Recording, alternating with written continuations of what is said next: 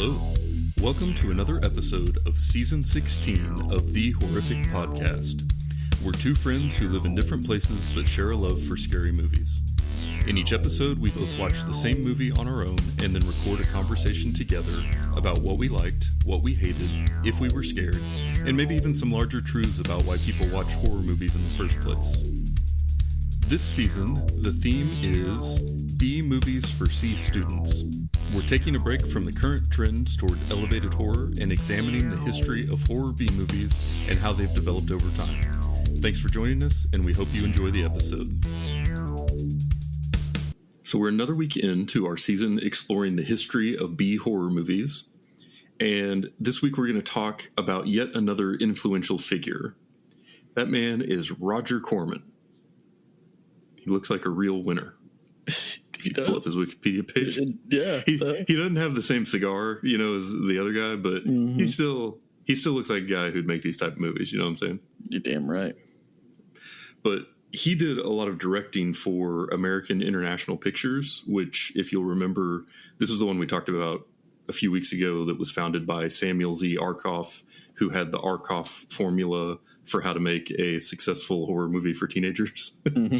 And so Roger worked for him, and he did like the Poe cycle, which was that collection of Edgar Allan Poe movies like The Raven that we watched before. And after his time at American International Pictures, he went on to found his own company with his brother Gene, and they called it New World Pictures. So on July 8th, 1970, New World Pictures Limited was co-founded by B-movie director Roger Corman and his brother Gene following their departure from AIP. As the last remaining national low-budget film distributor at the time, New World quickly became one of the most successful independent companies in the nation. Corman hoped to continue AIP's formula at New World, making low-budget films by new talent and distributing them internationally. Sorry, I didn't preface that, but that was from the Wikipedia page. And so basically they left, and I guess American International got bought or wasn't doing the same types of movies and distribution anymore. And Roger was like, I know where the bread gets buttered, and I know how to make these movies without a lot of money. So Gene, come on, we're starting our own company.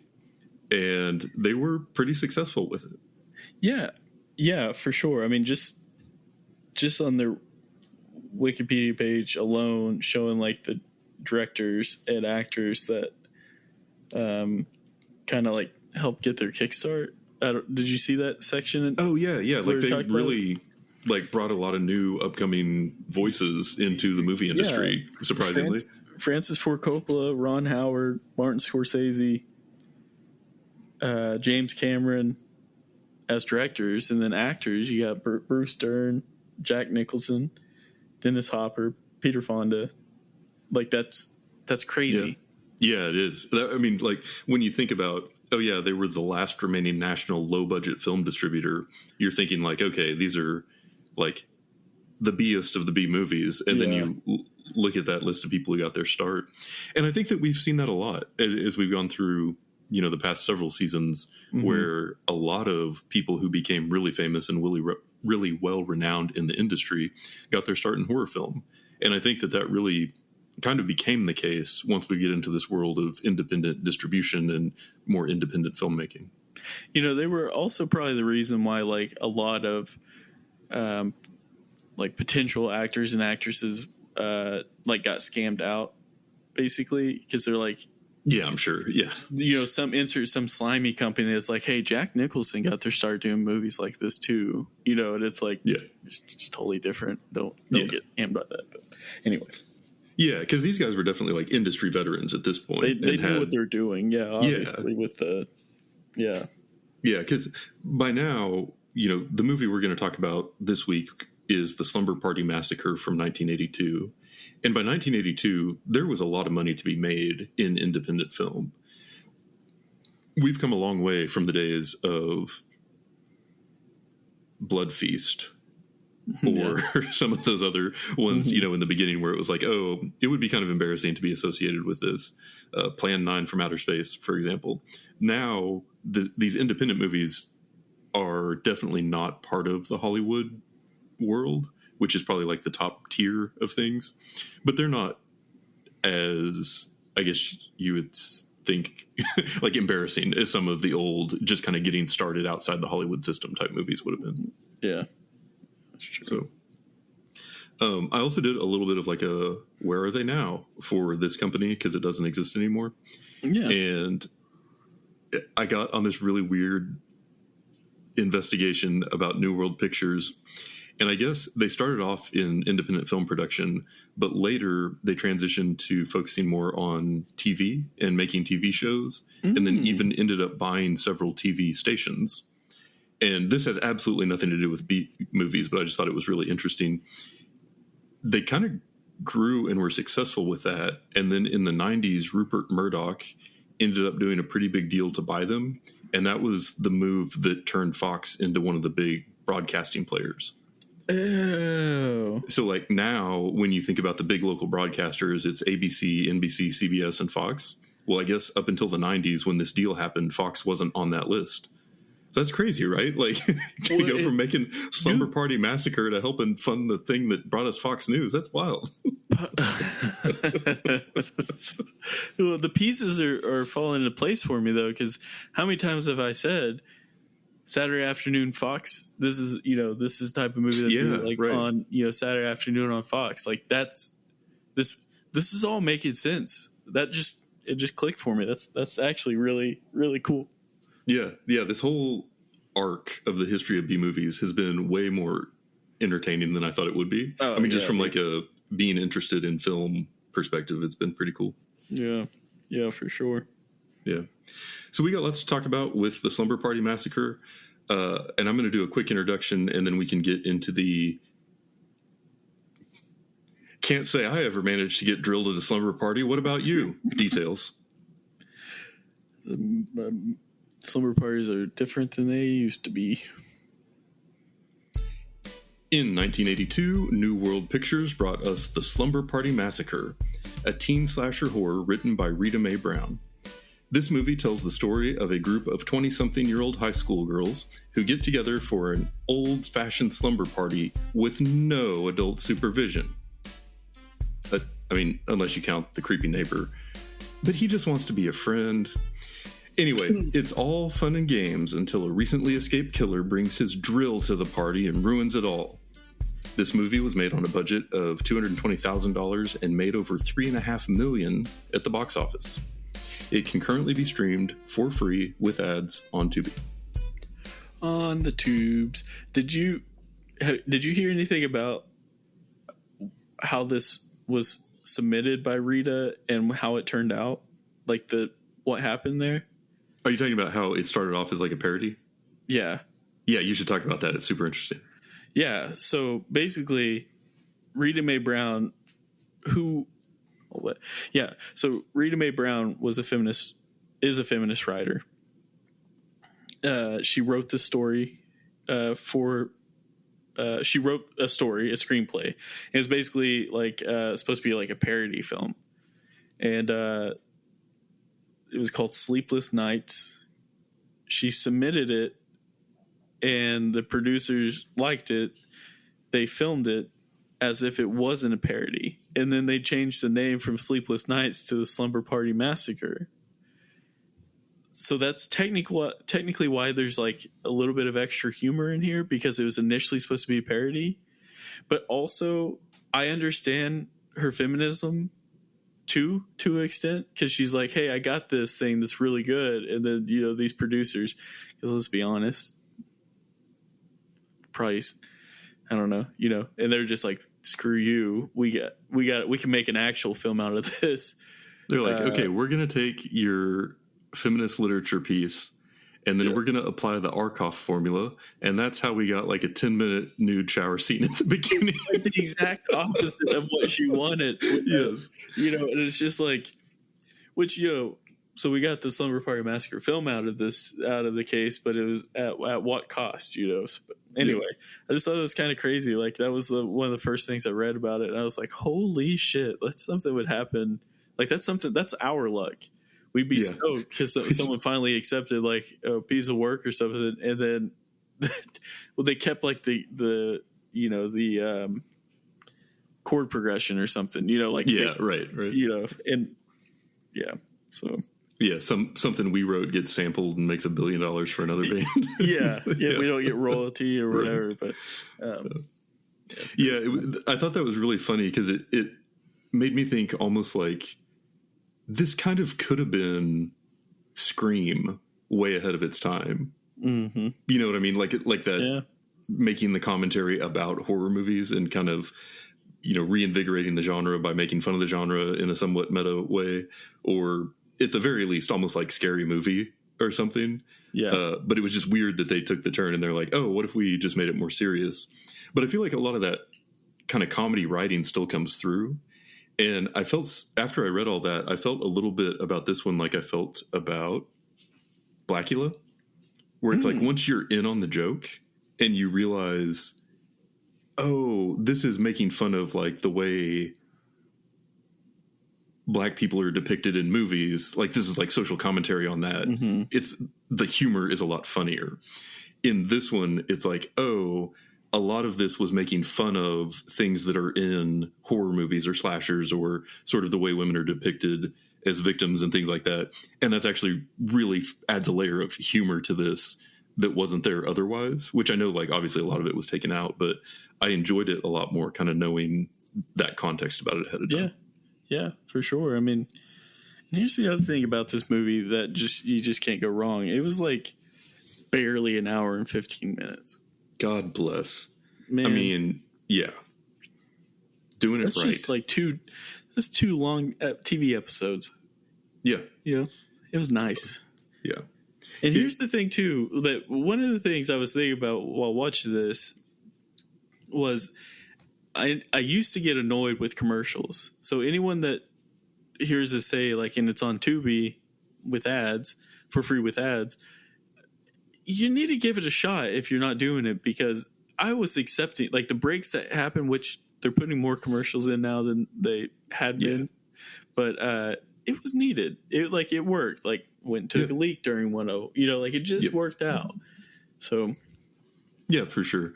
And I will say, like, we say we enjoy, like, the shorter horror movies somewhat jokingly, but also just because it takes a lot less time.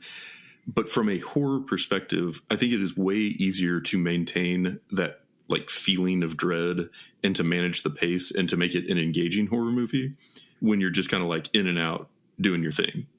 And so I think it actually helped this movie a lot. It would have gotten really old and really dumb if it was trying to be, more than what it is. Yeah, it's almost like, the movies that have like actors in it that might not be that great at dialogue, so they just don't do a lot of talking during the film. They give like Rambo is an example of that. Like Rambo itself doesn't have too many lines, but you don't need them. Yeah, so it's like, with this, it's like if you only have an hour and 16 minutes to finish this film, or to do the film, like, you need to get to business. Yeah. Like, you can't spend the typical hour before you get into the actual scary stuff. You got to get on it, and so it's just getting on it. It's not lingering. That's the other good part. Yeah, and I think that worked really well for this one, just on the whole, because it knew what it was working with. Like, I feel like there were filmmakers that knew what they were doing involved, and so you start off with a little shower scene to get the teenage boys interested. And then you had that really intense scene where there's like the injured girl alone in the school running away from the killer, and she's hiding in the locker room, and the killer is walking around and seems to have lost her, and it's really quiet, and she's trying, just to like keep it together. But then she notices like her blood is dripping and flowing under the door. Yeah. And so she tries to cover it up, and then he's outside and just standing there like completely silent. And then you're like, maybe she'll be okay. Maybe he'll leave. And then he just like slowly looks down and sees the blood, and then turns around and drills through the door. Like, everything about that was pulled off really well, but it was also a really good way of like grabbing you in the beginning.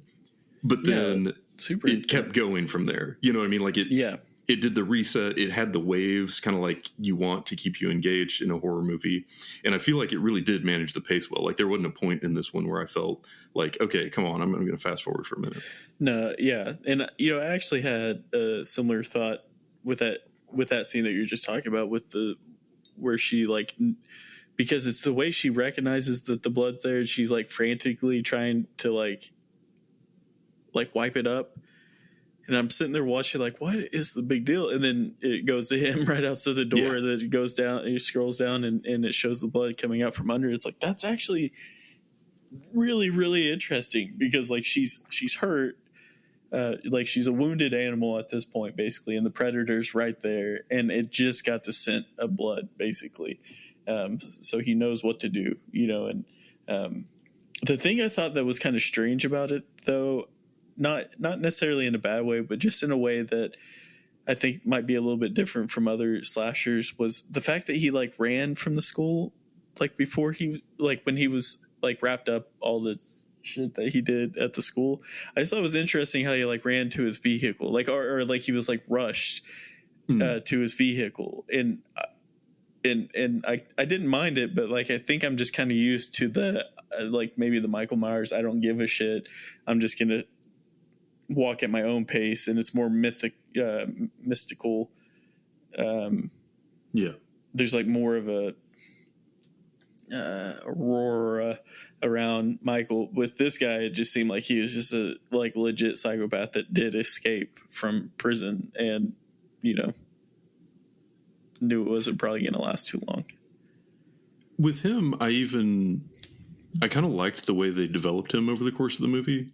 Because for the vast majority of it, he was just completely silent, and he kept getting hurt, but then getting back up. So you're kind of like, I don't know if he is the Michael Myers level of invincible, or if he's just tough and crazy, or what exactly is happening. And then when he does finally kind of break and like start talking, it really took me by surprise. Yeah. And then what came out of his mouth was just pure insanity, which was really like effective for making you feel like I don't understand what this person is or what the rules are, and this is creepy. Well, and the other thing that I felt that was a little bit different too was like, it seems like once you see, and I know I've talked about this before, but once you like see the villain, like I've said, or the monster, whatever, it's less scary because like your imagination can be worse. But what I felt like they kind of did with this one was you saw him, but like you didn't, it once you saw like his face at the beginning, like it didn't always show his face at that point. Like it still did shots from like behind when he's like walking with his weapon, and like there was still like some mystery behind him. And I actually kind of appreciate that, because it was like sometimes I feel like the second you see whatever bad guy or monster or whatever, like that's all you're going to see from there on out. Like you don't get to see their point of view or like through their eyes or whatever. So it was a little bit different of a take, and I don't know if they did that on purpose, but it was still interesting. It still set it aside, I guess, from other slashers, because this is at the end of the day just a pretty typical slasher, film. Not saying that in a bad way whatsoever. One thing that stood out to me about this one, and I was trying to remember because we talked about one not too long ago that was a really early example of a fake jump scare. This movie was all about those. And I think that sometimes you see the killer, but a lot of times you don't. And then sometimes you see like the perspective of someone who's watching the characters, but then they would kind of mess with you. Like maybe it really is the killer this time, or maybe it's one of the boys who's messing with him, or maybe it's the neighbor girl, or like maybe it seemed like it was trying to keep you on your toes a little bit as far as setting up things that you would assume were slasher tropes and then going a different direction with it. And like in the very beginning, there was that scene where the girl is going home, and then all of a sudden the drill comes through the door. And then it was like, I guess the neighbor lady who's like, oh, I was just putting in your peephole. And from that moment on, I was like, oh, that's funny. But also now I don't know when to trust the setup, because sometimes it probably really is going to be the killer. Other times it's going to be just them messing with you. Yeah, for sure. And, I wonder if jump scares are more of a no, I mean, I guess it's in like all sorts of films, but I was sitting there, I was thinking maybe it was tied to the fact that it was more of a teenage, I guess. I don't want to say young adult, but like it was definitely like there were no teenagers in this movie. No. But like the audience itself, right, yeah. Like who it was made for. You know, the 80s TV ratings and the 90s TV ratings are totally different than they are today. Like there were Disney movies with cuss words in it that were PG-13, the good old days. But you know, I think jump scares are definitely a fun event when you're with a group watching it at the movies, maybe. Yeah. But you know, now that I'm just kind of a salty old man, I'm just like, I hate them, but it still worked in this one. But anyway, the dialogue was gnarly bad, was not that good. You didn't find it convincing? Not even a bit. Which I think is like the difficult part when you do watch these movies, because like I'm not gonna be able, like you could tell bad acting from good acting for the most part, I feel like, but like it's the dialogue that does it, that can make or break you too. And like like what I thought was 100% from the parody was when they were in the locker room and the girls are talking bad about like the new girl, but the new girl's locker is literally just on the other side of theirs. You know, it's like that's a parody. Like that has to be part of it there. Like you can't be that dense and talking shit while you're in the locker room with the team that they're on. Like it, yeah. So that had to be a parody piece, but the deaths as well were pretty crazy too. Very B movie. Yeah, I was going to ask which one was your favorite. The pizza guy, the eyes. Pizza guy was a very creative. It was a unique thing that you could do with a killer who had a drill. Yeah, and for a guy who doesn't like to see the creepy eyes, it's like I'm down for drilling all eyes out. No, I'm just kidding. No eyes for anyone. Yeah, no, I think that was probably one of the more favorites. My favorite scene was probably actually the school one at the very beginning. It's just that quick little one, just because it was just intense out of nowhere. Not what I was expecting. I didn't tone know. Setter. Mm-hmm. And that set it, and I'm like, okay, sweet, here we go. Yeah. Did you have one that was more? That one was your favorites. That one was probably my favorite, but I did also write down the one where the girl goes inside to tell her friends that she's ditching them and then goes back out in the garage, and then her boyfriend's head just rolls off. Yeah, man. And then she gets attacked immediately. Like it just went from 0 to 60, in no time flat. And I really enjoyed that. And just everything about it was intense. For some reason that scene also really pissed me off too. And I think it was because yet again, I'm just getting old, but it was just like, no, never let, like you can hang out tomorrow. Yeah. With your boyfriend.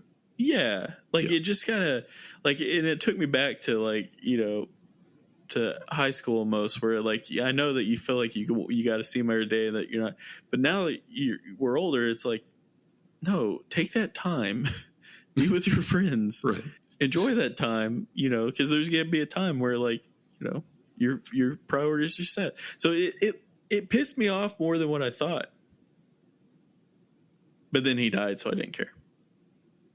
It's like that Newfound Glory song, My Friends Over You. They should have played that as she got killed. I just listened to that today, dude. I had listened to it forever. I swear to God. That's God. I just listened to that today. It was on one of my playlists, but in the garage scene as well is 100% like what I could see Scream being influenced by as well. That's the piece where I was like, oh, this feels like Scream. And this I almost had a sense of deja vu in a couple of places. Yeah. Yeah, 100%. So that kind of shows that Scream was paying homage to slashers, but also that was just an intense scene. Plus, you guys see some boobies, quite a few at the beginning, for the record, too. Because I was like, my thought when I picked this out was like, I kind of want to make him watch a softcore porn, but I kind of don't. And then I started it, and I was like, wait, did I make him watch one? Like, and then I noticed, or at the beginning, they it was almost out of place when they said it, but she was like, I'm 18, stop talking to me. And I was like, there's the legal piece of this film. Right. That's why we're not going to get in trouble for that. I felt like a creep the whole time, though.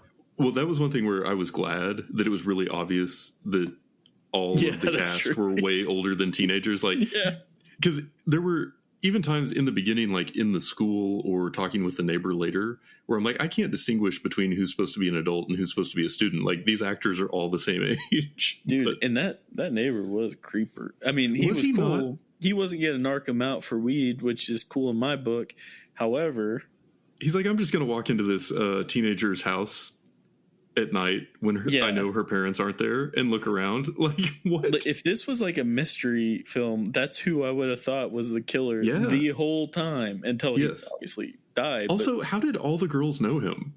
He only lives next door to one of them. You know, like, that's it just so happened the new girl lives across or close by too, and there were definitely those were the pieces that like that dude was definitely really creepy, but then you realize especially after he dies, you're like, oh, he was just like some creepy dude probably wrote his dialogue, and he was just a placeholder so that there could be another death so the main cast doesn't get killed off so quick.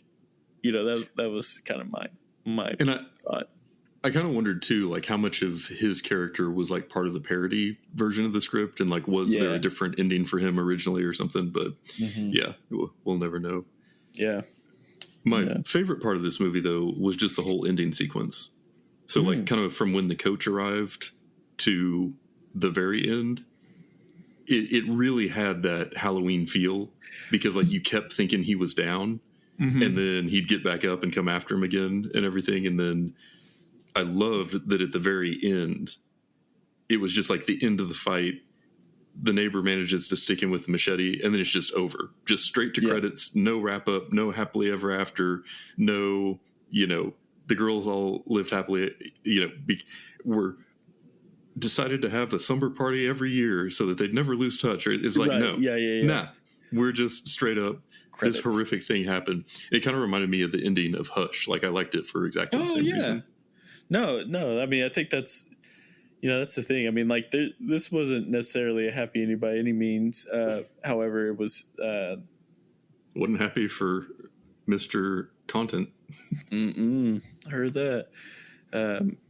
It wasn't happy ending necessarily, but, I think the way they did that was also needed, too, because, like, you can only get back up so many times. Like, we're not